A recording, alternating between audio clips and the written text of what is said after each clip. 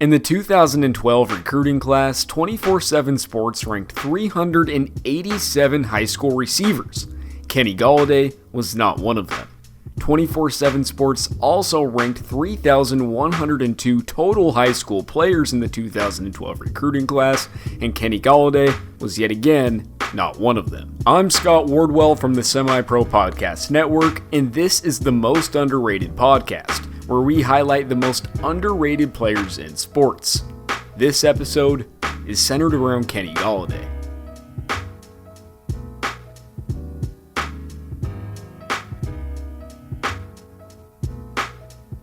Kenny was a solid player at St. Rita High School in Chicago. He earned first-team Blue Division All-Catholic League honors as a senior, caught 44 passes for 640 yards and 9 touchdowns, and led his team to the Class 7A state semifinals and a 10-3 record during his final high school season. Golladay knew he would play college football at a high level, but the interest just wasn't there. He had no blue blood offers, no Power 5 offers, and you guessed it, not even a single FBS offer. His lone D1 offer came from North Dakota.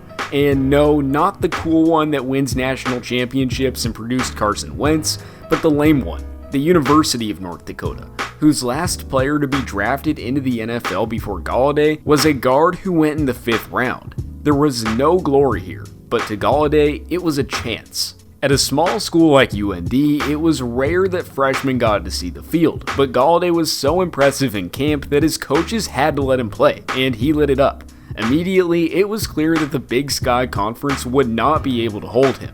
With a limited offense, Golladay caught 99 passes for 1,300 yards and 9 touchdowns in 2 seasons at North Dakota. He set single-game regular season records at the school with 16 catches and 4 touchdowns against Northern Arizona in 2013. Golladay sought a transfer from UND after a breakout sophomore season. UND was so small that his highlights were literally not accessible on the internet, like at all. You couldn't find them on YouTube, you couldn't find them anywhere. So he made his own highlight tape using Huddle. His coach then sent out the tape to many D1 schools, but just 2 responded, Northern Illinois and Eastern Illinois. Golladay went to the bigger of the 2, Northern Illinois, which was also close to home. At Northern Illinois, his development continued and he had back-to-back 1,100-yard seasons and had 18 total touchdowns. He had all the makings of an NFL wide receiver. With his great play in his last 2 years in college, he secured an invite to the NFL Combine, but actually didn't do all that great. He had pretty average measurables and he was a projected 4th to 6th round pick. But after an impressive pro day where he caught every single pass thrown at him, the Detroit Lions decided to take a flyer on him in the late 3rd round, and that decision would immediately pay off. In his rookie season, he had 500 yards, 3 touchdowns, and had 17 yards per reception.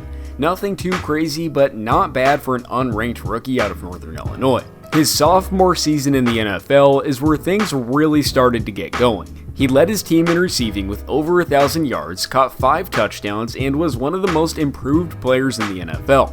His big body and ability to make things happen helped him make big play after big play, as he finished in the top 5 of yards per reception amongst players with over 100 targets. He had defensive backs all over the league on notice with his big play ability, but no one else seemed to care. He was snubbed from the Pro Bowl despite him putting up better numbers than a lot of receivers who did make the Pro Bowl. In 2019, he managed to improve upon his breakout season, after multiple high-profile analysts said he would regress. He asserted himself as one of the best receivers in the NFL, leading the league in receiving touchdowns, 7th in yards, and 3rd in yards per reception. And despite him clearly being one of the best receivers in the NFL, he was entirely left out of the NFL's top 100 players list.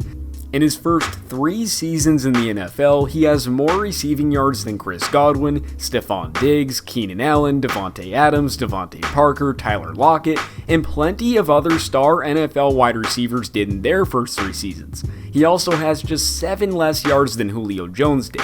It is very clear that Golladay has arrived and is an elite wide receiver, regardless if people want to recognize it or not. But what exactly makes him elite? It all starts with his size. Simply put, he has the size to be an all-time great receiver, and I don't think that's an overstatement. You can't really ask for a better frame than he possesses. At 6'4", 220 pounds, he has the build of many elite big play legends like Julio Jones, Randy Moss, Terrell Owens, and Larry Fitz. He makes great use of it, being physical with corners both early in routes and when the ball is in the air, creating separation for himself in the end zone, and also being one of the best blocking wide receivers in the NFL, a very underrated trait. Size means nothing as a receiver if you can't move, and boy can Golladay move. He isn't the fastest player in the NFL, his 40 time doesn't blow you away, and he isn't a blur streaking downfield, but his long strides and slender frame allow him to cover more ground than almost any receiver in the league. He's an elite field stretcher, and he has one of the best catch radiuses in the NFL. Coupled with his amazing ball skills, Golladay just always seems to have a natural knack for finding the crease in defenses. In the red zone, there might actually not be anyone better. With that big physical frame and athleticism, he led the NFL in touchdowns inside the 10-yard line in 2019. Golladay proved college scouts wrong twice. Proved NFL scouts wrong, proved the NFL wrong, and is in the process of proving the fans wrong. The disrespect given to Kenny is honestly absurd. He is the most underrated wide receiver in the NFL, and he is very ready to let you know it. If you're still sleeping on Kenny, wake the hell up. He isn't next, he isn't a prospect, he is an elite wide receiver right now. If you enjoyed this, make sure to subscribe to the SemiPro Podcast Network. We drop awesome content every single day, an array of podcasts from fantasy football to NBA to Scotty and Milano in the morning, starring yours truly.